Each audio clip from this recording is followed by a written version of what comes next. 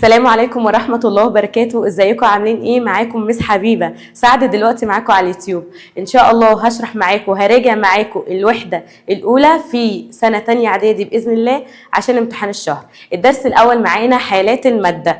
الكلام ده مش غريب عليكم، مش السنة دي، ده من زمان. حالات المادة اللي هم ايه؟ قول صلبة سائلة وغازية، ولكن انت كبرت شوية هتاخد حاجة جديدة السنة دي. فالدرس ده هبدأ اعرف حالات المادة بتاعتي، هبدأ اعرف الصفات والخصائص بتاعتها، هعرف تحويلاتها. فبسم الله الرحمن الرحيم كده، وتعالى يلا معايا نبدأ في أول حاجة اللي هي أول كلمة اللي هي حالات المادة وخصائصها وصفاتها. في الدرس ده هبدأ أعرف هو ليه العلماء أصلا قعدوا يقسموا المادة لثلاث حالات اللي هم الصلبة والسائلة والغازية، وهتاخد الرابعة هتبدأ تعرف يعني إيه أصلا مادة ويعني إيه التعريف كمان اللي جوه المادة. فبسم الله الرحمن الرحيم يجي أول حاجة يقول لك يحاول العلماء قعدوا يحاولوا ان هم يشوفوا الخصائص اللي بين المواد. ليه هم قعدوا يعملوا المواد صلبة وسائلة وغازية؟ عشان يشوفوا الصفات المشتركة بينهم، الخصائص المشتركة بينهم. ما الخصائص هي الصفات. ليه قعدوا يعملوا كده؟ عشان يسهل التصنيف عليها. ابدا عارفة ان مثلا القلم ده تبع المواد الصلبة، والمواد الصلبة ليها شوية صفات وليها شوية خصائص، وهبدا اعرف دراستها. زي مين مثلا في الدنيا؟ زي العناصر الكيميائية. ما انت عندك في الجدول الدوري الحديث العناصر الكيميائية اللي هي الغازات الخاملة، هيليوم، نيون، ارجون، كريبتون. فاحنا صنفنا العناصر الكيميائية. انت عارف في سنة اولى اعدادي يا عم الكائنات الحية اللي هي اوليات النواة وحقيقيات النواة. ما انت اخدت التصنيف اهو في كذا حاجة، فالنهاردة احنا هنصنفها ان شاء الله على المواد. يلا باذن الله تعالى نشوف بقى، هنبدأ نعرف يعني ايه معايا مادة. نمسح بس ده. تعالى نشوف يلا بسم الله يعني ايه مادة. في الدرس ده هبدأ اعرف يعني ايه مادة، ويعني ايه تصنيف المواد، ويعني ايه الكلمة اللي جوه التعريف. فبسم الله الرحمن الرحيم ابدأ معايا يلا. المادة دي هي كل ما له كتلة ويشغل حيز من الفراغ. يعني ايه يا مس؟ يعني ايه هي كل ما له كتلة ويشغل حيز من الفراغ؟ يعني كلمة كتلة دي يا حبايبي حاجة أقدر أوزنها على الميزان. ويعني إيه حيز من الفراغ؟ يعني حاجة بتاخد مكان. مثلا أنا مادة، أنت يا مس حبيبة مادة؟ أنا مادة. أنا لو طلعت على الميزان هوزن نفسي يبقى أنا ليا كتلة. المكان ده كان فاضي والله العظيم، فأنا جيت أخدت الحيز ده، أخدت المكان ده. القلم ده مادة. ليه؟ لو حطيته على الميزان يا ابني هيطلع رقم، حتى لو رقم صغير وقسما بالله، بس هو أخد كتلة. وكمان هو إيدي كانت فاضية فهو أخد حيز من المكان ده. فهو أي مادة ليها كتلة ويشغل حيز من الفراغ. يبقى كل حاجة حوالينا إيه؟ مادة، عشان هيبقى ليها كتلة وليها الحيز من الفراغ.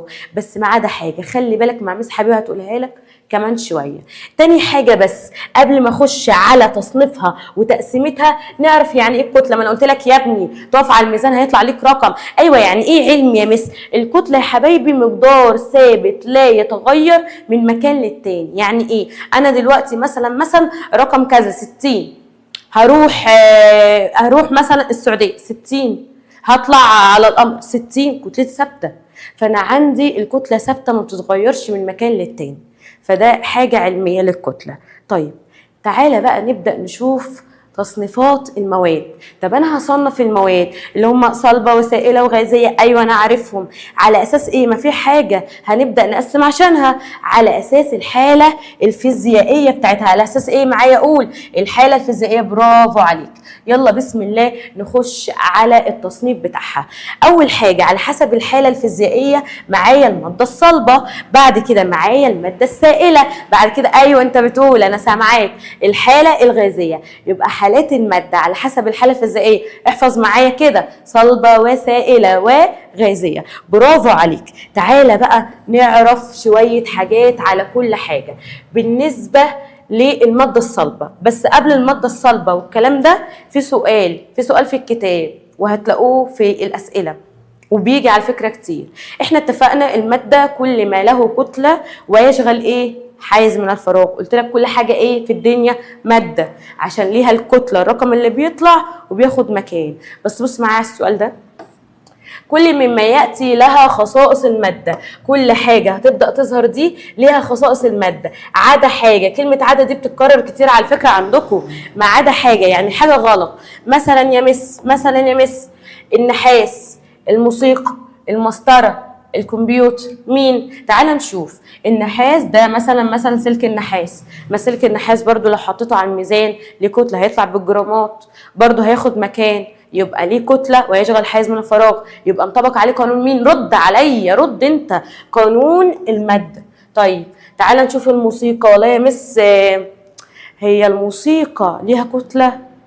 هي الموسيقى لها حيز من الفراغ؟ انت يعني حسيتها؟ طيب محتاره، تعالى نتاكد في الباقي.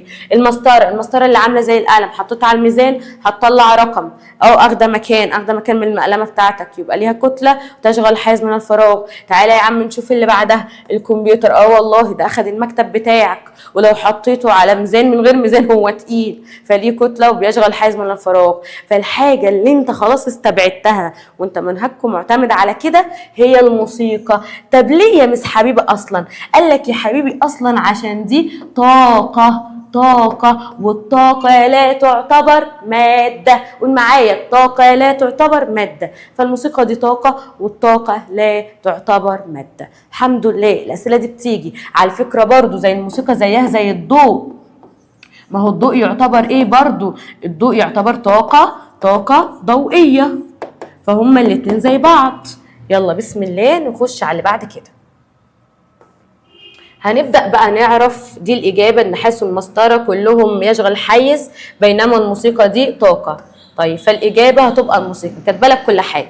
تعالى تاني حاجة نشوف الاختلاف خصائص المواد على حسب الحالة الفيزيائية. يعني هنبدأ نعرف بقى المادة الصلبة والمادة السائلة والمادة الغازية على حسب الحالة الفيزيائية. بسم الله.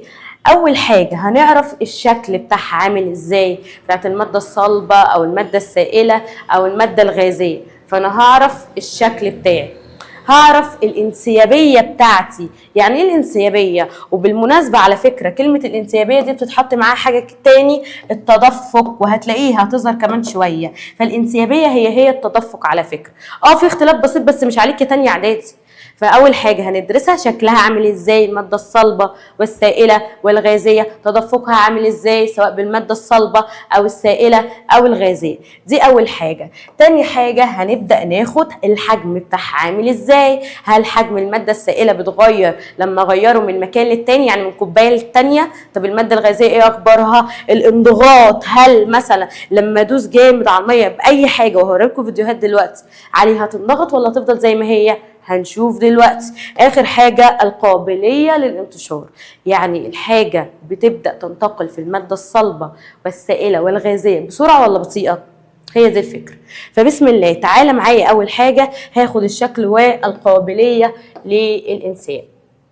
بسم الله. اول حاجه الماده الصلبه، بعد كده الماده السائله، بعد كده الماده الغازيه. بسم الله. الماده الصلبه، وركز معايا بقى عشان ده بدايه الشغل بتاعي. الماده الصلبه زي القلم بتاعي، زي التليفون، زي الشاشه دي، مهما غيرت مكانها شكلها بيتغير؟ لا، فليها شكل ايه؟ ثابت. يبقى المادة الصلبة لا يتغير شكلها، يظل لها شكل ثابت وايه؟ ومحدد. طب كلمة الانسياب دي بقى يعني ايه يا مس حبيبة؟ انت بتقولي الشكل دي سهل عليا وعارف على فكرة اقولها. ايه الانسياب وايه التدفق اللي انت كتبتيها من شوية؟ حبيبي مش المية لما بتعملها كده بتتكب منك؟ هو ده الانسياب والتدفق. الزيت لما بتعمله كده مش بيتكب منك؟ هو ده الانسياب والتدفق. فتعالى كده بالنسبه للماده الصلبه، هل بتتكب منك؟ يعني لو مسكت القلم ده هيتكب منك وينزل زي الميه؟ استحاله. اوعى تقول استحاله. فهو لا تنساب الماده الصلبه زي الخشب والحديد، بس شكله مهما غيره لا ثابت. فاول حته انت حفظتها اهو، لا تنساب ولا يتغير شكلها. يبقى الماده الصلبه لا تنساب ولا يتغير شكلها. طب تعالى ناخد الماده السائله. الماده السائله زي الميه والزيت. يلا يلا يلا يلا انت شاطر. الميه والزيت مش بتتكب؟ بتتكب. يبقى بيحصل لها ايه؟ تنساب، بتتكب يعني تتدفق. طب لو انا مسكت كوبايه طويله وحطيت نفس كميه الميه في الكوبايه الطويله، بعد كده حطيتها مثلا في كوبايه مثلا او في طبق يا عم، مدور. مش هتاخد شكل الطبق بعد ما كانت في الكوبايات طويله، هتاخد شكل الطبق يا مس تصدقي صح. فبعد كده بيتغير شكلها، بتاخد شكل الاناء الحاوي لها.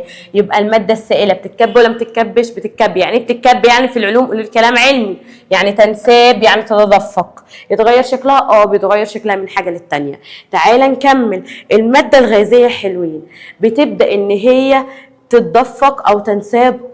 ممكن انقلها من مكان للتاني، او مثلا لو بالونه فيها هواء بيبدا يطلع منها الهواء ففعلا بينساب. الهواء اللي انا اطلعه ده ممكن يبقى ببالونه بالمنظر ده، وممكن احطه ببالونه طويله، ففعلا بيتغير شكلها على حسب الحاجه اللي محطوطه فيها. ايه الحاجه اللي محطوطه فيها؟ الاناء الحاوي لها. بس كده. يبقى انت معاك الماده الصلبه والسائله والغازيه، بتاخد على حسب الشكل والقابليه للانسياب. التدفق، الصلبه لا تنساب ولا يتغير شكلها، السائله بتنكب وتنساب وبتغير شكلها، الغازيه بتنكب وتنساب ويتغير شكلها. يبقى احنا كده عرفنا الماده الصلبه ما تغيرش شكلها ولا تنساب، والماده السائله والغازيه. يلا بينا نكمل. بسم الله الرحمن الرحيم. استنتجنا من ده ايه بقى؟ استنتجنا ان الماده الصلبه ما بتغيرش شكلها، يبقى مهما انقلها ليها شكل ثابت. استنتجنا بعد كده ان الماده السائله والماده الغازيه بقدر ان انا اخليها تنساب، وانت فهمت دلوقتي يعني ايه تنساب. وخلي بالك من تعرفها بيجي في الامتحان وهقوله لك دلوقتي. فاستنتجنا ان الماده الصلبه لها القدره على الانسياب وتغير شكلها على حسب الحاجه اللي بتتحط فيها. طيب يعني معنى كده ان الماده السائله والماده الغازيه في بينهم صفات مشتركه، ان هي ليها القدره على الانسياب ويتغير شكلها على حسب ايه؟ الحاجه اللي بتتحط فيها، فالاناء الحاوي لها. ومن هنا يا حلوين نبدا نستنتج حاجه اسمها الموائع. بص هو انا فهمت حاجه بس مش متاكد. لا اللي انت مش متاكد منه ده صح على فكره. عايزه تقولي لي يعني ان الموائع للمواد السائله والغازيه، كلام زي الفل. يبقى انت كده شاطر ومركز في حصه النهارده. الموائع للمواد السائله والمواد الغازيه. الموائع هي المواد التي لها القدره على الانسياب ويتغير شكلها على حسب الاناء الحاوي لها. الشرطين مع حضرتك على فكره، الشرطين لازم يتقالوا. فبسم الله الرحمن الرحيم. تعالى بقى نعرف يعني ايه تعريف الموائع. هي المواد اللي قلت لك عليها، مواد لها القدره على الانسياب وتاخذ شكل الاناء الحاوي لها. عماله تقول انسياب، عماله تقول لي تتكب. انا عايز كلام علمي. ما انا بقول لك اهو الانسياب الموائع ان هي تقدر تتدفق بسهوله، تتكب بسهوله. عايز ايه اكتر من كده؟ يبقى الانسياب اللي هي الكبابان يعني. طيب تعالى نكمل بعد كده. حلوين بصوا معايا، خد بالك ملحوظتين. السوائل في قدرتها على الانسياب بتختلف على حسب اللزوجه. يعني ايه الكلام ده يا مس حبيبه؟ دلوقتي لو معايا عسل ومعايا ميه، يلا يا عم مين هيتكب منك بسرعه؟ جاوب. العسل لا، اللي هيتكب منك الميه بسهوله. يبقى عندي الميه هي التدفق او الانسياب بتاعها بسهوله. ليه يا حبايبي؟ عشان الميه اللزوجه بتاعتها اقل من لزوجه العسل، فانا عندي اللزوجه بتلعب دور. لو اللزوجه كبيره الانسياب او الكبابان يبقى قليل. طب لو زوجه قليله زي الميه يبقى الانكباب اللي هو الانسياب كبير طبعا. تعال نشوف تاني ملحوظه. عند حدوث الانسياب، يعني الانسياب ان احنا نكب من حاجه للتانيه. عندي السائل ما تبصش ما بيتغيرش حجمه، والغاز بيتغير حجمه. ازاي الكلام ده؟ يعني انا دلوقتي جبت كوبايه ميه مثلا، مليت الميه دي لحد هنا ورحت جايباها في حاجه كبيره. ايه من رايك ان الجردل الكبير ده هيملي نفسه على الاخر ولا هياخد الحته الصغيره؟ هياخد الحته الصغيره. فانا لما انقل الماده من الاناء لاناء في الحاله السائله والله العظيم الحجم بتاعها لا يتغير، بينما الغاز بياخد الحجم بالظبط. يعني ايه؟ انا معايا دلوقتي بالونه اهي، بالونه يا عم اللي هي الكبيره دي، وهبدا احطها في بالونه مثلا طويله كده، فهيبدا الحجم يتغير على حسب شكلها، هيبدا الحجم يتغير على حسب الاناء اللي هي راحت فيه. فالماده الغازيه بتتغير. طيب هي ليها تكمله وليها شرح بس هناخده في الجزء الثاني اللي هي الحجم والقابليه للانضغاط. يبقى انت اخدت ايه دلوقتي؟ يلا ركز معايا. الشكل والقابليه للانسياب. الماده الصلبه بيتغير شكلها؟ لا. بتنساب بتتكب زي الميه؟ لا. الماده السائله بيتغير شكلها على حسب الاناء. والماده الغازيه بتتكب لها القدره على الانسياب. يبقى احنا حطينا السائله والغازيه تبع حاجه اسمها الموائع. الموائع الانسياب بتاعها راجع معايا وقول يختلف على حسب لزوجتها. بس كده. تعالى نخش على الحاجه الثانيه اللي هي الشكل الحجم والقابليه للانضغاط. في سؤالين قبلهم ناخد السؤالين دول. بصوا معايا حلوين على السؤالين دول دلوقتي، اللي هو لماذا تعتبر الرمل انسيابي؟ بصوا يا رجاله، هو احنا الرمل ماده صلبه ولا سائله ولا غازيه؟ الرملايه الواحده الماده فيها صلبه، يبقى انا عندي هي صلبه. يا ابني هي الماده الصلبه دي موائع؟ لا، انت قلتي الموائع يا مس حبيبه. هي المواد مين؟ السائله والمواد الغازيه. فلو سالك ليه لا تعتبر حركه الرمل انسيابيا؟ ما هو الانسياب ده بيحصل في السائل في الغاز اللي احنا سميناها ايه؟ الموائع. فلان الرمل ليس من الموائع، وانتقال الكلام ده من مكان لاخر بيعتمد على الموائع والحركه الانسيابيه في الموائع. بس كده. طيب بيقول لك علل لسه قايلينه اختلاف معدل انسياب العسل عن معدل انسياب الميه. ليه؟ عشان العسل لزوجته كبير فالانسياب قليل، والميه لزوجته قليله فالانسياب كبير. فلان زوجة العسل اكبر من زوجة الميه وقابليه الانسياب بتقل بزياده اللزوجه. ركز بالله عليك عشان امتحانك. يلا نكمل بسم الله. اللي هي تاني خاصيه، الحجم والقابليه للانضغاط. عارف يعني ايه حجم؟ اوعى تقول مش عارف. هو الحيز من فراغ. الشاشه دي الحيطه كانت فاضيه فهي اخذت الحيز من فراغ بتاعها، فهو ده الحجم. القابليه للانضغاط، ثواني، هو ده الحجم. ايه هي القابليه للانضغاط؟ يعني انا اقدر اضغط الحاجه دي، زي مثلا حته الاسفنجه بدوس عليها بضغطها من الجنبين، وده الكلام اللي احنا هنقوله دلوقتي. فبسم الله يلا ناخد خاصيه الحجم والقابليه للانضغاط. بالنسبه للماده الصلبه والماده السائله، طبعا انا شغاله على الثلاث مواد، والماده الغازيه. فبسم الله الماده الصلبه انا طبعا هوريكم التجربه دي دلوقتي. الماده الصلبه اتفقنا اللي هي الرمله. لو جبت حقنه بيقول لك هات حقنه واقفلها من الجنب ده اللي هو الجنب اللي هو من بره ده، اقفلها ودوس على المكبس بتاعها كده من ورا. ايه اللي هيحصل؟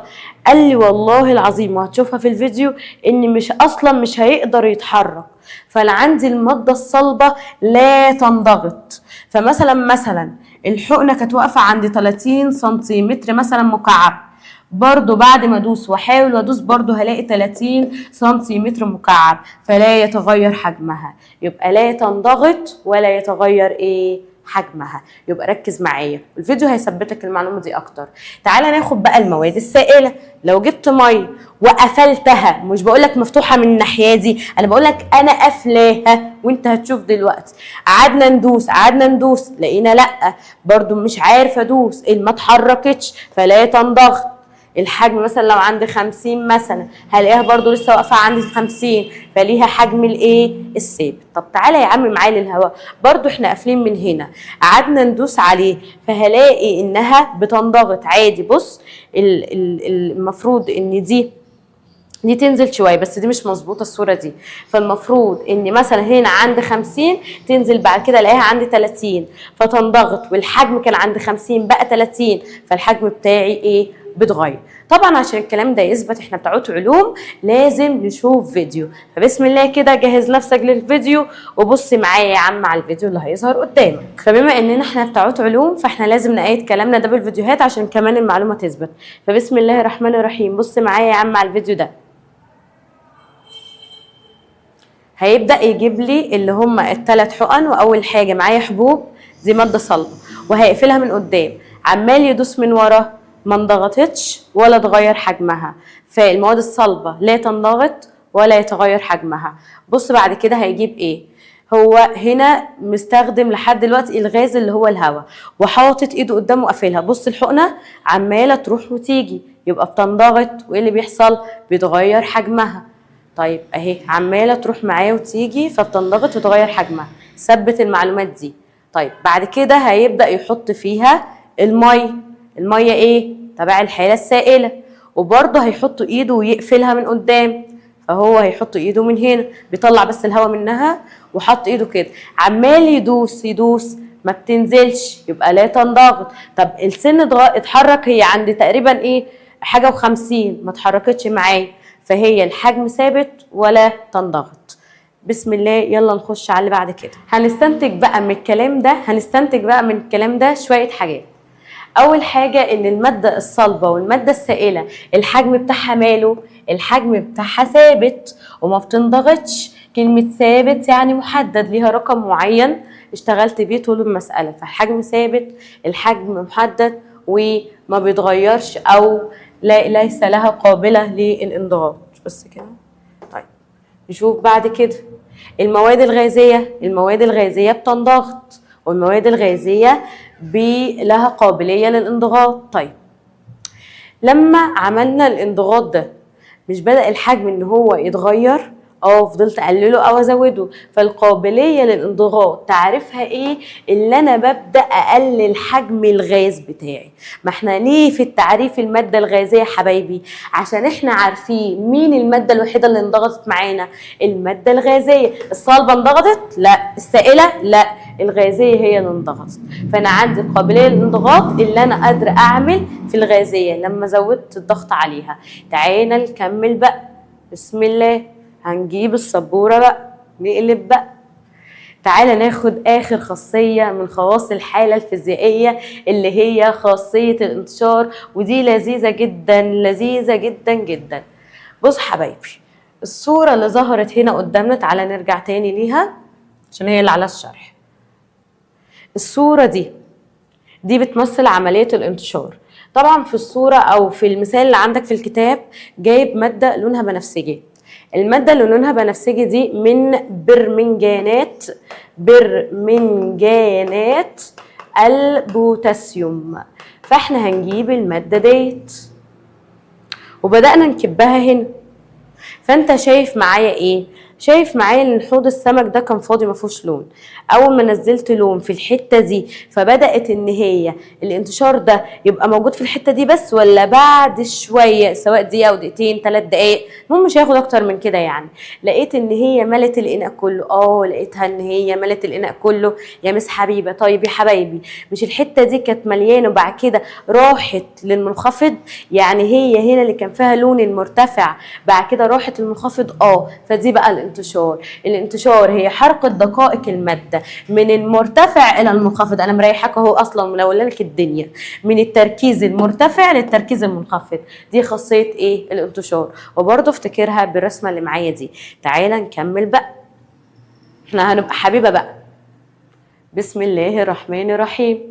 يكون الانتشار في المواد الصلبة على هيئة ايه؟ يعني بطيء ولا سريع؟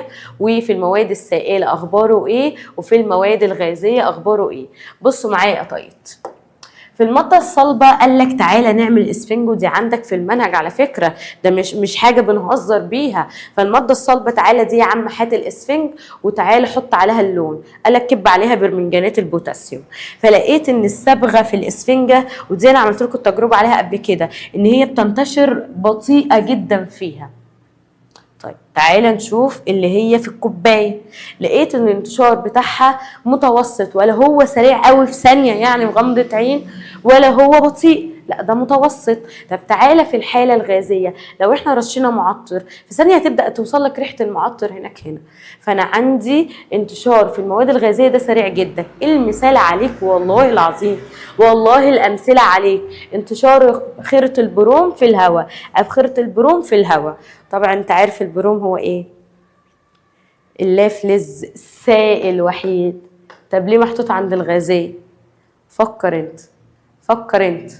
طيب تعالى نكمل بقى معايا. بسم الله. عندي بقى شوية استنتاجات على الكلام ده. زي ايه مثلا؟ اول استنتاج معايا يا حلوين ان سرعة انتشار الجزيئات بتختلف من مادة للتانية. يعني ايه؟ لو مادة صلبة زي الاسفنج بطيئة جدا، سائلة، متوسطة، غازية، سريعة جدا. فانا عندي قال لك تعالى يلا رتبها بالترتيب. عندي بق السمكه بيتفتح عند الكبير، فانا عندي الانتشار في الماده الغازيه اكبر حاجه بق السمكه يا ولا، بق السمكه يا ولا، بق السمكه يا ولا، اكبر حاجه عند الغازيه. بعد كده راح عند السائله، بعد كده راح عند الصلبه. يبقى انا عندي غازيه، سائله، صلبه، غازيه، سائله، صلبه، اكبر حاجه الغازيه، بعد كده السائله، بعد كده الصلبه. بالله عليك تركز في الكلام ده. اللهم بلغت. بسم الله يا حبايبي، تعالى بقى نكمل. خد بالك، خد بالك، اديني قايله لك خد بالك. درجه الحراره بتلعب دور كبير قوي على انتشار الماده جواها. يعني ايه؟ يعني الميه البارده تختلف عن الميه السخنه في انتشار. مثلا لو استخدمنا برضو برمنجانات البوتاسيوم.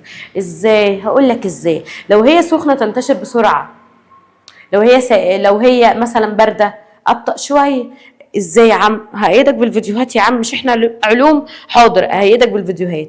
في ملحوظه كده هي محطوطه في الكتاب في المكان ده، فانا حبيت احطها لك في المكان ده، لكن والله العظيم قلناها مليون مره. عند حدوث، ثواني يا عم يركب، عند حدوث الانسياب حجم السائل بيتغير ما بيتغيرش؟ لا مش هيتغير. انا مش هجيب عفريت كده من ورايا ويبقى كوبايه الميه معايا صغيره امليها على الاخر لما احطها في كوبايه ثانيه، لا والله. يبقى حجم حدوث الانسياب السائل ما بتغيرش حجمه، لكن الغازيه بتغير حجمها على حسب الاناء الحاوي لها. فاحنا قلنا درجه الانتشار بتبدا تختلف على حسب ايه؟ درجه الحراره. فمعايا تجربه هنا وقال لك يلا تعالى نجيب 3 كوبايات.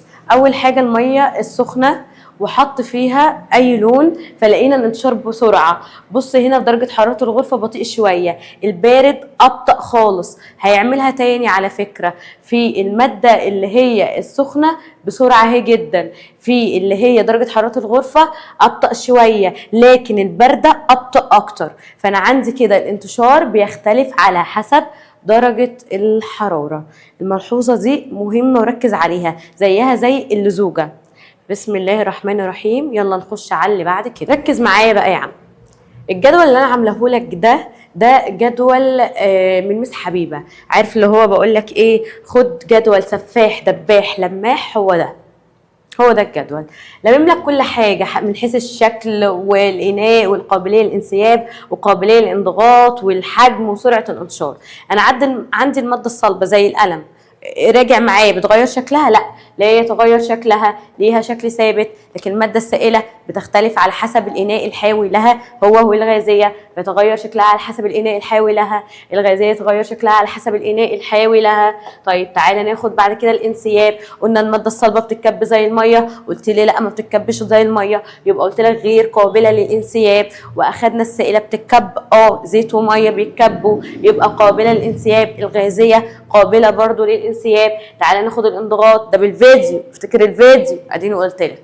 لو هي ماده صلبه بتنضغط، لا غير قابله للانضغاط. سائله بتنضغط، افتكر الفيديو، حط ايده على الحقنه كان فيها ميه، لا برضو غير قابله للانضغاط. الحاجه الوحيده اللي بتنضغط، عشان كده اصلا حطيتها في التعريف، امكانيه أو قابلية الانضغاط. قابلية الانضغاط هي إمكانية تقليل حجم الغازات. أدي نخصص الغازات ليه يا رجالة؟ عشان اللي قابل انضغاط مين؟ المادة اللي هي الغازية. طيب الحجم بيتغير بالانضغاط؟ لا، الصلب أصلا ما بتنضغطش عشان حجمها يتغير، وكذلك السائلة. لكن الوحيدة اللي بيبدأ حجمها يتغير وبتنضغط المادة الايه؟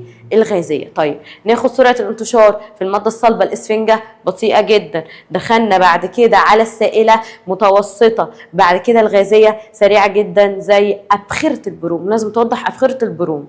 طيب نخش على اللي بعد كده. بسم الله الرحمن الرحيم. سؤال وجواب. من الشكل المقابل أي مما يلي يعبر عما حدث داخل الزجاجة. أنا عندي إزازة أهي، ايه اللي حصل هنا جواها؟ اول حاجه انسياب الهواء، يعني انكب الهواء اللي جواها. الازازه مقفوله حضرتك، يعني نخبي بقى الاجابات دي. الازازه مقفوله حضرتك، الهواء انتشر طلع في الجو، الازازه مقفوله حضرتك. زودنا الحجم، والله العظيم ما قاليش. هو لو قايل لي في السؤال في حاجه في الحجم او كاتب لي حاجه على وحده قياس الحجم كنت قلت. طب احنا متفقين الغازات لها قابليه للايه؟ للانضغاط، فالهواء بينضغط، فانضغاط الهواء. طيب اهي الاجابه عندك، كل حاجه عندك اهي. بسم الله الرحمن الرحيم، الاجابه الصحيحه انضغاط الهواء. يلا نخش على اللي بعد كده، نفس السؤال نخش على ده. بصوا حلوين، دلوقتي انا هشرح معاكم النموذج الجسيمي لايه؟ للمد. خد بريك كده، قوم اعمل اي حاجه، المهم انا عايزاك تبقى مصحصح في الحته دي اللي هي النموذج الجسيمي للماده، عشان فيها شويه حاجات كده لازم ايه تفهمهم بتركيز. الباقي كان معلومات عامه الى حد ما. فبسم الله الرحمن الرحيم. عندي اي ماده في الدنيا بتتكون من جسيمات. اي ماده في ايه بتتكون من جسيمات؟ مس حبيبه يعني ايه جسيمات؟ هقول لك والله دلوقتي يعني ايه جسيمات. تراكم اصلا عليك من زمان، من سنه اولى اعدادي. جسيمات الماده دي عباره عن جزيئاتها. لا تعالى تعالى تعالى تعالى. مثلا لو قلت لك الميه H2O، مش دي ماده؟ دي ماده، دي جزيء الماده الميه، ده الجزيء على كله على بعض، ده H2O، مكون من ذرات من الهيدروجين وذرات من الاكسجين. يبقى انا عندي جزيء اهو الميه H2O، عنده هيدروجين وعنده اكسجين، ذرات من ده وذرات من ده. عندي الهيدروجين لو بصيت كده حواليه قدامه رقم ايه؟ 2، فتبقى ثنائيه الذره او عديده الذره. ممكن حاجه تبقى غير الميه، وممكن تبقى زي الاكسجين هنا مفيش ذرات فاحاديه الذره. يبقى انا عندي جسيمات الماده ممكن تبقى احاديه الذره او عديده الذرات. كلام زي الفل، كلام زي الفل. يبقى اي ماده عندها ايه؟ جسيمات. الجسيمات دي ايه؟ جزيء. الجزيء ده مكون من ايه؟ ذرات. لا بص يا عم الخلاص، ماده عندها جسيمات. الجسيمات دي عباره عن جزيئات. الجزيئات دي مكونه من ذرات. الذرات دي ممكن تبقى ايه او ايه؟ احاديه او ثنائيه او ثلاثيه فعديده الذرات. ركز معايا في الحته دي، اهي معلومه جهنميه من الدرجه الايه؟ العفريتيه، وان شاء الله مش هيطلع لك في المنام. تعالى بقى نشوف النظريات اللي قالوا على نظريه الجسيمات للماده. في كذا نظريه على الكلام ده. بسم الله، وانت اخدت بريكك وكنت تمام وركزت معايا في الحته دي. فبسم الله هناخد بقى النظريه عند الماده الصلبه والسائله والايه يا رجاله؟ والغازيه. توكلنا على الله. بسم الله الرحمن الرحيم. فروض نظريه الجسيمات. عندي 6 نظريات، وبسم الله الرحمن الرحيم شمر كده وايه وركز. اول حاجه تتكون الماده من جسيمات صغيره. من قايله لك الماده مكونه من ايه؟ جسيمات. ما انا لسه رسمها يا ابني. الماده مكونه من جسيمات، والجسيمات مكونه من جزيئات، والجزيئات دي اخبارها ايه؟ ممكن تبقى احاديه الذره، ممكن تبقى عديده الذره اللي هي احاديه ثنائيه ثلاثيه كده يعني، اسفه ثنائيه ثلاثيه كده يعني. فانا عندي الماده مكونه من جسيمات صغيره لا ترى بالعين المجرده. الحاجات دي لازم نبص عليها تحت الميكروسكوب. طيب ركز معايا بقى في الحته دي. جسيمات الماده الواحده متماثله، زي ما بنقول توأم متماثل شبه بعض، لكن تختلف من ماده للتاني. ازاي الكلام ده يا رجاله؟ يعني انا عندي جسيمات الحديد، ماده الحديد بتاعه الحديد، بصوا يا حلوين، بتاعه مثلا ماده الحديد اللي هي الماده الجسيمات بتاعتها او الذرات بتاعتها غير مثلا بتاعه الاكسجين. فانا عندي جسيمات الماده الحديد دي كلها قسما بالله شبه بعض، لكن تختلف من ماده للايه؟ للثانيه. جسيمات الماده الواحده متماثله، بس هي بتتغير من ايه؟ من ماده للتانيه. طيب اي ماده في الدنيا وقسما بالله والله العظيم جواها حاله سكون كده، بتختزن جواها طاقه وضع. طب ليه طاقه وضع؟ احنا هناخدها بعد كده، ده اللي جاي تقيل. جواها اي ماده طاقه وضع، لان اي ماده في قوه تجاذب عندها بين الجسيمات جوا بعض. فانا اي ماده هيقول لك علل ليه عندها طاقه وضع، تقول له ايه؟ بسبب قوه التجاذب الموجوده بين الجسيمات. طيب عندي ماده للتانيه، كل ماده للتانيه عندها مسافات بينيه مختلفه. ازاي؟ تعالى يا عم. لو ماده صلبه فالمسافات البينيه قريبه من بعض بالمنظر ده، لكن لو هي ماده سائله بعيده عن بعض شويه، لو هي ماده غازيه بعيده اكتر، فالمسافه البينيه بين كل ماده بالتانيه تختلف على حسب الحاله الفيزيائيه. واقسم بالله ده كان التمهيد بتاعنا، الحاله الفيزيائيه صلبه وسائله وايه وغازيه، فكل ماده ليها تختلف على حسب الحاله الايه الفيزيائيه. بعد كده والله برضو والله ان كل ماده ليها طاقه حركه مختلفه عن الثانيه. طب ليه يا مس حبيبه؟ ليه؟ والله كل الجسيمات بتتحرك حركه مستمره. طيب تعالى نكمل. تختلف طريقه حركه الجسيمات وسرعتها باختلاف حاله الماده. ايوه، لو ماده غازيه ما هي بتطير بسرعه وبتخلي الريحه حلوه في الاوضه، بتطير بسرعه، لكن السائله ابطا شويه، الصلبه بطيئه. ما احنا لسه واخدين يا ابني الانتشار. فانا عندي طريقه الحركه، حركه المواد تختلف بحسب حاله الماده. ودي 6 فروض للنظريه، مش هيقولك تعرف للستة، ولكن كل فرد من الفرد هيسأل جوه الفرد. يعني ايه؟ كل فرد من دول هيسأل جواه. تتكون الماده من جسيمات صغيره لا ترى بالعين المجرده. ايوه انت عارف، لازم نبص تحت الميكروسكوب. جسيمات الماده الواحده شبه بعض، ولكن بتختلف من ماده للتانيه. كل ماده عندها طاقه وضع. ليه؟ في تجاذب بينها، في مسافات بينيه بين كل ماده حسب بقى صلبه سائله وغازيه. بعد كده قلنا في حاله حركه ايه مستمره. بعد كده قلنا طريقه الحركه باختلاف حاله الماده. بيقول لك المادة الصلبة تهتز في موضعها. الكلام ده أنا لسه هقوله دلوقتي، بس عشان هي تظهر برضو عندك كده. تعالى هنقول الكلام ده في بعده. سلوك وخصائص المادة الصلبة. ركزوا معايا عشان هيجي يعلل كتير قوي في الحتة دي. يعني الدرس ده اكتر حته بتيجي علل من الجزئيه دي، سواء بقى صلبه او سائله وغازيه. ما قلتش صلبه بس سبب والنتيجه دي بتيجي منها. بسم الله الرحمن الرحيم. تعالى معايا كده. لو انا قلت الماده ايه الصلبه، تعالى نختار ايه لون غير الاحمر ده مثلا، ولا خلينا في الاحمر، هو الاحمر حلو. تعالى لو قلت لك الماده الصلبه، عندي الماده الصلبه المنظر اللي معاكم ده، شايفين ان الكور، وهي مش كور دي جسيمات جنب بعض قريبه من بعض، مالها؟ قوة تجاذب قوية جدا جدا جدا، قريبة جدا جنب بعض. النتيجة ايه؟ النتيجة والله ان القلم ده مهما الدنيا جت عليه لشكل ثابت.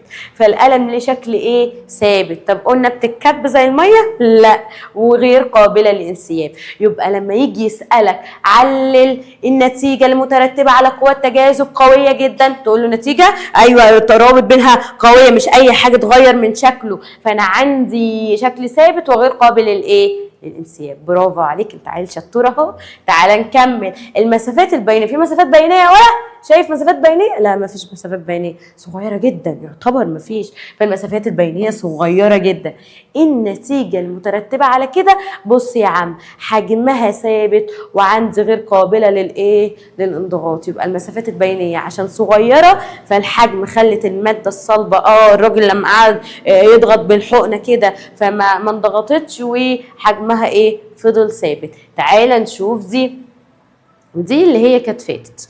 بصوا يا حلوين، الماده الصلبه عندنا بطبعها لما تبدا ان هي تتحرك، انا قلت لك اي حاجه من دول سواء صلبه او سائله او غازيه ليها طاقه ايه؟ حركه، صح؟ بتختلف على حسب الحاله الايه الفيزيائيه. فمثلا الماده الصلبه الكور بتاعتها قال لك دي ما بتتحركش. امال ايه اللي انت بتقول لكل ماده ليها طاقه حركه وتختلف باختلاف الحاله الفيزيائيه؟ يا ابني ما هقول لك اهو في حركه وقسما بالله، بس اللي هي حركتها في مكانها. يعني الكره دي تبدا تتنطط في مكانها، تهتز في موضعها، بتنتقل؟ لا، دون ان تنتقل، دون الانتقال.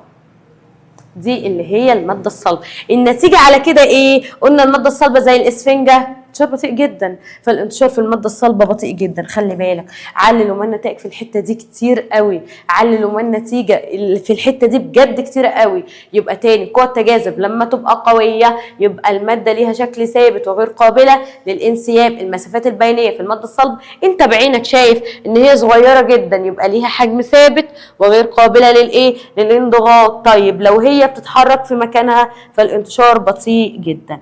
فيجي سؤال علل، خلي بالك من هو متقسم لجزئين بقى يا عسول.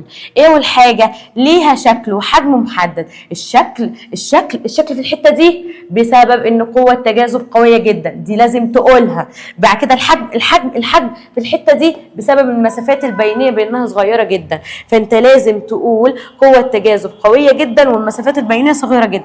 لو ما كملتهاش هتنقص. ادينا هي كانت طلعت هتسقط والله غصب عني بقى بشاير اهو.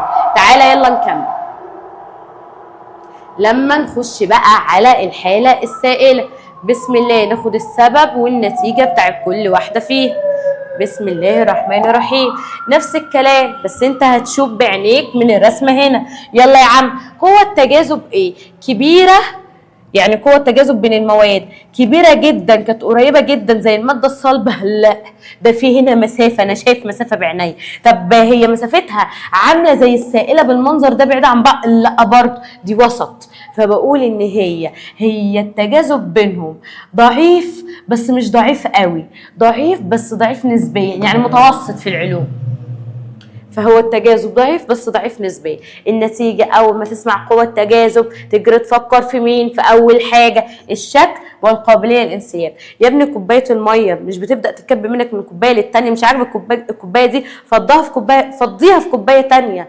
يبقى بسبب ان قوة التجاذب بين جزيئات المية ضعيفة، فبتبدأ ان هي ليس لها شكل ثابت وتقدر ان انت تكبها في اي حتة وتكون قابلة للانسياب. طيب تعالى ناخد بعد كده المسافات البينية. المسافة بين دي ودي ودي هي باين ان هي كبيرة قدام، بس كبيرة قوي؟ لا، كبيرة نص نص، يبقى كبيرة نسبيا. المسافات البينية دي بتلعب على ايه؟ يلا فكر قول، ما انت لسه اخدها، على حسب الحجم والقابلية للانضغاط. فالمادة السائلة هي ليها حجم محدد. قلت لك ما فيش عفريت في الأوضة، قلت لك هي الكوباية صغيرة هتفضل صغيرة، كبيرة هتفضل كبيرة، محدش هيشفطها من وراك. لو حد شفطها يبقى حد من اخواتك. فالمادة السائلة بتفضل زي ما هي، ليها حجم محدد، قابله للانضغاط. الفيديو لا، غير قابله للانضغاط. بعد كده عندي هي بتتحرك بس مش بتتحرك بسرعه كبيره زي ما انت شفت اللي هي قابليه للانتشار في برمنجانات البوتاسيوم في الميه كانت متوسطه، فانا عندي بحريه نسبيه، فالانتشار عندي بسرعه متوسطه. السؤال اللي جاي بتاع علل اجابته بتنقسم لحتتين، ليه ملهاش شكل ثابت وليه ملهاش حجم محدد. الشكل يا حبايبي، الشكل يا رجاله، الشكل بسبب قوة التجاذب بينهم ضعيف، بس مش ضعيفة قوي، دي ضعيفة نسبيا. طيب الحجم بتاع مين؟ المسافات البينية ايه اخبارها يا عم؟ كبيرة نسبيا. وده بالنسبة للحالة السائلة. يلا نخش على الحالة الغازية. بصوا يا رجاله، بما انك فهمت الحالة الصلبة والحالة السائلة، حاول كده تفكر معايا في الحاله الغازيه، يعني ما تستناش الاجابه، حاول تفكر معايا. فانا مش هظهر لك الاجابه على طول، نفكر مع بعض بقى مع مس حبيبه. اول حاجه السبب والنتيجه. انت بتظهري ليه؟ ماشي، ما تبصوش. قوه التجاذب بينها ايه؟ انا عندي الرسمه اهي، فقوة التجاذب بينهم بيبعدوا على بعض، فقوة التجاذب ضعيفة جدا. قوة التجاذب مالها ضعيفة جدا. قوة التجاذب دي بتربط بين الشكل والقابلية للانسياب، يبقى ليس لها شكل ثابت وبتقدر تتكب عادي جدا، ليها قابلة للانسياب. تعالى ناخد اللي بعد كده. المسافات هنا ايه اخبارها؟ انت شايف المسافات البينية كبيرة جدا، ده ولا سائلة ولا غازية، فالمسافات البينية بتاعتي كبيرة جدا. فاحنا اتفقنا ان هي ملهاش حجم محدد. الراجل لما داس على الحقنة حجمها اتغير وانضغطت. طب تعالى ناخد الحاجة الأخيرة. بصوا يا حبايبي، احنا قلنا الانتشار بتاعها ماله؟ الانتشار بتاعها في جميع الاتجاهات وبعشوائية. على فكرة المعطر لما ترشه انت بتلاقيه مال الأوضة كلها، فبيتحرك بعشوائية في كل حتة في جميع الاتجاهات. طب ليه يا جماعة؟ ما احنا قلنا بسبب ان هي المسافات بينها عندها كبيرة جدا. طيب بصوا معايا حلوين، ملحوظة، لما انضغط الغازات المسافات بين جسيماتها بتقل، بس الجسيم نفسه بيفضل زي ما هو.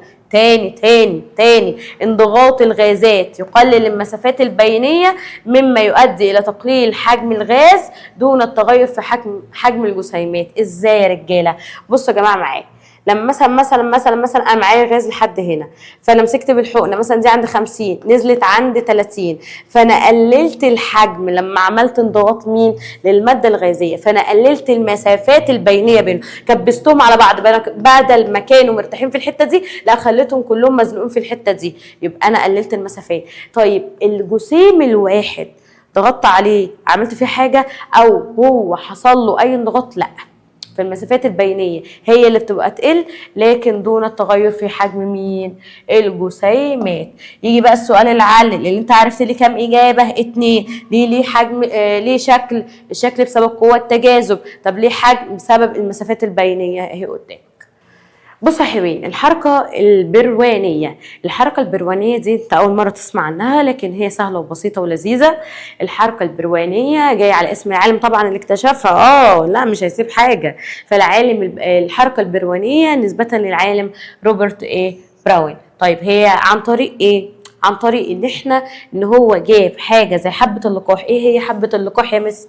حبه اللقاح دي الحبوب اللي هي المذكره او اللي هو الطلع في النبات المذكر، بيبقى مسؤول يعني عن عمليه التكاثر. فجاب حبه اللقاح دي وبدأ ان هو يحطها في المية، فلاقي ان هي بتبدأ تتحرك بصورة عشوائية في جميع الاتجاهات، ومن هنا سماها على اسمه الحركة البروانية. يبقى سبب حدوثها ايه تاني؟ نفس الكلام اهو، ان التصادم بين جزيئات المائع. مائع ايه يا مس؟ مائع انت اللي في عينك، ما قلنا المية والمية والمية والمية والمية والمية والهواء من الموائع، ما المادة السائلة والغازية من الموائع. فأنا عندي بين جزيئات المائع اللي هي السائلة والغازية مع المادة الكبيرة نسبيا زي مين؟ حبة اللقاح. بتبدأ إن هي تعمل إيه؟ تتحرك بصورة عشوائية في كل حتة في جميع الاتجاهات. يلا نبدأ نكمل. ايه هي الحركة البروانية او الحركة اللي هي بتاعة العالم روبرت براون؟ دي الحركة العشوائية فين؟ في جميع الاتجاهات. طيب نتيجة ايه؟ ان هي المادة الكبيرة نسبية دي اللي هي حبة اللقاح بتبدأ تتحرك او تتخبط مع جزيئات المائع، فتبدأ تظهر لي بالمظهر ده اللي هي الحركة العشوائية. طبعا الكلام ده طبعا مس حبيبة مش هتسيبه غير بفيديو. طب تعالى نبدأ نشوف الكلام ده. بسم الله الرحمن الرحيم. في سؤال وجواب قبلها، فسر ملالي في ضوء النظريات. بصوا يا حلوين، الأسئلة اللي ظهرت دي هي طبعا موجودة في الكتاب على حسب الحركة البروانية، ودي احنا قلناها كلها. ليه؟ مع اللي هي الصخر مادة ايه؟ صلبة، والمية مادة ايه؟ سائلة، والبخار مادة ايه؟ غازية. كلمني يا عم على المسافات البينية، وكلمني يا عم على قوة التجاذب بينها. والله العظيم يا عم احنا ايه تعبانين زهقانين صاحيين من قبل الفجر، فانت مش عارف ان انت تفكر في شوية. وبرضو المقارنة اللي جاية بعدها، بص المقارنة يا عم، بص المقارنه، لما لك كل حاجه، دي برضو المعلومه الجهنميه من الدرجه العفريتيه الثانيه في مس حبيبه. لما لك كل حاجه، عندي الحاله الصلبه ايه؟ قوه تجاذب كبيره جدا، سائله نص نص، فضعيفه نسبيا، غازيه ضعيفه، ما تذاكرها يا عم، ضعيفه جدا، مش عارف ما فهمتش، ضعيفه جدا. طب تعالى نكمل. لو هي في الحاله الصلبه ليها شكل ايه؟ قول بقى بالله عليك، ليها شكل ايه؟ ثابت. طب تاخد شكل الاناء؟ لا. طب لو هي سائله؟ ليس لها شكل ثابت وتاخذ شكل الاناء. الحاله الغازيه ليها شكل غير ثابت وتاخذ شكل الاناء. ما انت عارف كل ده يا عم. وقلنا المسافات البينيه في الماده الصلبه اهي مني ليك، انا عندي ان هي صغيره جدا فما فيش مسافه بينهم، لكن السائله في مسافه بينهم شويه فبنقول كبيره نسبيا.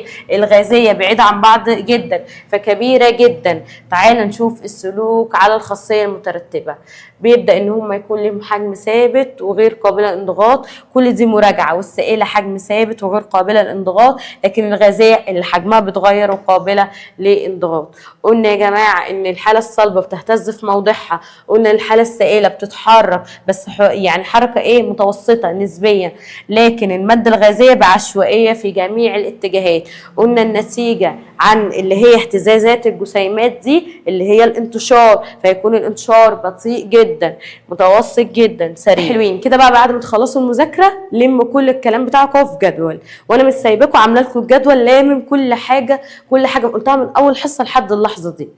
فانت بدل ما تعمل انت الجدول مع نفسك اهو، الجدول ذاكره بما يرضي الله، فانت كده هتبقى لميت الدرس الاول لو اصلا عليه درجات كتير في الامتحان. تعالى نتكلم بعد كده على حاله اللي هي البلازما. ايه هي البلازما وبتيجي من ايه؟ ودي الحاله الرابعه عليها. بصوا حبايبي، لما بعمل اللي انا بسخن الغاز لدرجة حرارة توصل لآلاف وملايين، يبدأ الغاز ده يتأين. انت سمعت الكلمة دي في سنة أولى، يتأين يعني عندي يبقى أيون موجب وأيون ايه؟ سالب. ففعلا الغاز لما وصله لدرجات حرارة عالية يبدأ اللي هو تتأين، فتتحول لأيون موجب وأيون ايه؟ سالب. فأنا عندي كده لو فاكر الذرة زمان كان يا مكان النواة كان جواها البروتونات الموجبة بيدور حواليها الإلكترونات السالبة، فأنا عندي هنا الأيونات الموجبة والإلكترونات السالبة بتدور حواليها. وطبعا الإلكترونات دي حرة بسبب اللي هو درجة الحرارة الكتير اللي انا اديتها لها. فاول ما المح ايونات موجبه وشحنات سالبه حره، فانا عندي كده حاله اسمها حاله ايه؟ البلازما. طيب ودي هتعد الحاله الرابعه. يبقى تعالى معايا كده مع مس حبيبه، حالات الماده كام حاله؟ بقوا 4 يا عسل، بقوا 4 يا سكر، صلبه وسائله وغازيه وبلازما. ويلكم بيكي يا بلازما، نورتيني، ده احنا واخدين الدرس ده كله عشان. ودي الحاله الرابعه من حالات الماده اللي هي البلازما. طيب بسم الله تعالى نكمل. قلنا هي الحالة الرابعة بتعمل ايه؟ مميزاتها ايه؟ بس قبل ما نقول مميزاتها، ده الغاز اتأين لما اديته حرارة عالية، فعنده اهو شحنات موجبة وبره شحنات سالبة، دي بتوصل الكهرباء بصورة كبيرة مرتفعة. اماكن وجودها موجودة في الفضاء طبعا، لان درجة الحرارة بتوصل لملايين هناك، فتبدأ الغازات اللي فوق اللي موجودة تتأين لأيون موجب وأيون سالب، فتعمل الحالة الرابعة اللي هي بلازما. موجودة في الشمس والنجوم والسديم، موجودة في البرق اللي احنا بنشوفه ولا بنسمعه؟ اللي هو بنشوفه. بعد كده عندي الستاير الملونة الجميلة دي كانت في منهج تاني اعداد القديم، اللي هي الأورورا، الشفق القطبي، برضو دي عبارة عن غازات درجة الحرارة عندها بتبقى عالية، فتبدأ تتحول لأيون موجب وأيون سالب. بصوا يا حلوين، فصور تواجدها بقى يا حلوين موجودة عندي في الفضاء، لأن الفضاء عنده اللي هي الحالة الغازية درجة الحرارة هناك بتوصل للملايين، فهي بتبدأ تتأين لأيون موجب وأيون سالب، فموجودة في الشمس والنجوم والسديم. البرق اللي بنشوفه ولا بنسمعه؟ اللي بنشوفه. طيب مش ماما تقول لك سمعت الرعد في ودانك؟ فالرعد اللي بتسمعه بعد الشر عليك طبعا، الرعد اللي بتسمعه والبرق الايه؟ اللي بتشوفه. وعند الشفق القطبي اللي هي الأورورا دي عبارة عن ستاير جميلة ملونة بتظهر بالمنظر ده. دي طبعا كانت في منهج تاني اعداد القديم يعني. طيب تعالى بقى ناخد بعد كده هي بتفيدنا في ايه. هقول لك يا حبيبي والله فادتنا في حاجه جميله قوي قوي قوي. يلا يا ستي، في التكييف بتاع بيتنا. ازاي يا عم؟ قال لي تستخدم في انظمه التكييف عشان بنحسن جوده الهواء.